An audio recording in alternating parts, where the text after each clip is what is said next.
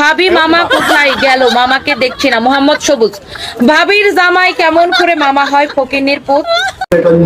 সবচেয়ে বেশি যে বড় অভিযোগ সেটি হলো যে অশ্রাব্য ভাষায় কথাবার্তা বলে শরীর দেখিয়ে আসলে জমিয়ে পরে প্রোডাক্ট বিক্রি করা থাকে। এই বিষয়টা আপনি কিভাবে? আসলে দেখুন, আমি তো ম্যাডামকে অনেক কাছ থেকে চিনি। আপনি লাইভ দেখলে হয়তো খেয়াল করবেন, ওনাকে যারা অশ্লীল কমেন্টস করে, বাজে মন্তব্য করে, ওনার হাজবেন্ডকে, আমার স্যারকে নিয়ে যে কথা বলে, উনি ওই কমেন্টস গুলো রিপ্লাই দেয়। এই ভাবে কিন্তু উনি লাইভে এসে কখনো কোনো গালাগালি করে না। এবং আসসালামু আলাইকুম বন্ধুরা, আশা করি সবাই ভালো আছেন। আল্লাহর অশেষ রহমত, আমি ভালো আছি। শুরুতে যে ভিডিওটি দেখলেন, আজকের ভিডিওটি খুবই গুরুত্বপূর্ণ। আশা করি শুরু থেকে শেষ পর্যন্ত আমাদের সাথেই থাকবেন।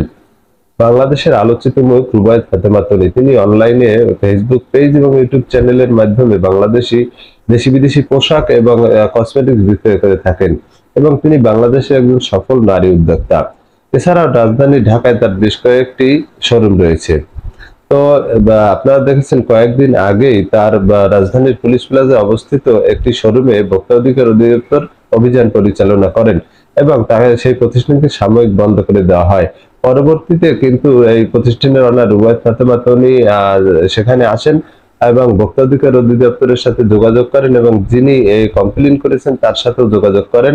পরবর্তীতে ভোক্তা অধিকার অধিদপ্তর তার এই প্রতিষ্ঠানকে 2 লাখ টাকা জরিমানা করেন, এছাড়া আরো 50,000 টাকা জরিমানা করেন এবং সেখানে যে পোশাকটি আসলে তারা পাকিস্তানি বলে বিক্রয় করেছেন সেইটির সঠিক কোনো কাগজপত্র তারা দেখাতে পারেননি এবং পরবর্তীতে এই কাগজপত্র না দেখানোর কারণে এই প্রতিষ্ঠানের পক্ষ থেকেই আসলে ভোক্তা অধিকার অধিদপ্তর এই প্রতিষ্ঠানের ম্যানেজার যান এবং সেখানে তিনি এই বিষয়টি ক্লিয়ার করেন যে আসলে জিনিসটি পুরানো হয়, তাদের কাছে এই মুহূর্তে এটার সঠিক কোনো কাগজপত্র নাই, এমনটাই তিনি জানান। এই সময় সাংবাদিক যে প্রশ্ন করেন ম্যানেজারকে যে তিনি রুবায়েত ফাতেমা তনি যখন লাইভ করেন সেই লাইভে কিন্তু বিভিন্ন অশ্লীল ব্যবহার করেন, তো সেই বিষয়ে তার ম্যানেজার কি বলেছেন চলুন আমরা তার মুখ থেকেই শুনে আসি।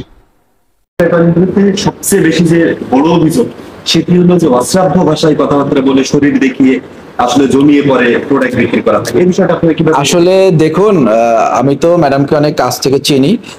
আপনি লাইভ দেখলে হয়তো খেয়াল করবেন, ওনাকে যারা অশ্লীল কমেন্টস করে, বাজে মন্তব্য করে, ওনার হাজবেন্ডকে, আমার স্যারকে নিয়ে যে কথা বলে, উনি ওই কমেন্টস গুলো রিপ্লাই দেয়। এই ভাবে কিন্তু উনি লাইভে এসে কখনো কোনো গালাগালি করে না এবং উনি মানুষটা ওর সাথে মিশলে আপনারা আসলে বুঝতে পারবেন উনি যথেষ্ট ভালো মানুষ। আপনাকে তো আর একটা মানুষ শুধু শুধু গালাগালি করবে না বা করবে না, অবশ্যই আপনি কোনো নেগেটিভ যখন তাকে বলবেন তখন সে আপনাকে একটা ফিডব্যাক দিলে হয়তো একটা কথা বলবে। এটাও তো বিজনেসের একটা অংশ। তার এটা আসলে বিজনেসের অংশ না, এটা আসলে না করলে একটা টাইম দেখা যাবে কি জমে না বলতে না, একটা টাইম দেখা যাবে যে এটা সবাই কমপ্লেন করতেছে, এটা সে নিতে পারবে না, এটা প্রতিবাদ করতে হবে।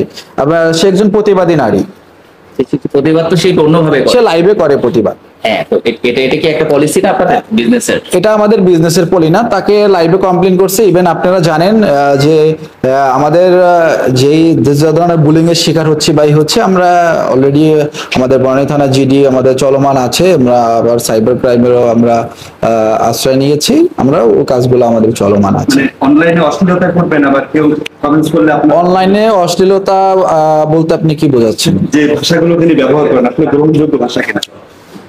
অনলাইনে ভাষাকে আপনি অশ্লীলতা বললেন কিভাবে? আমি তো আসলে যে ভাষাগুলো ব্যবহার করেন, উনি তো ভাষাগুলো আর স্বেচ্ছায় ব্যবহার করে না, ওনাকে আরেকজন বাজে মন্তব্য করে দেখেই উনি ওনাকে বলে যে উষ্টা খাবি, অ্যাজ লাইক উনি এটা কিন্তু বেশি ব্যবহার করে যে যেহেতু বাজে কমেন্ট করে ওকে বলে যে তুই উষ্টা খা।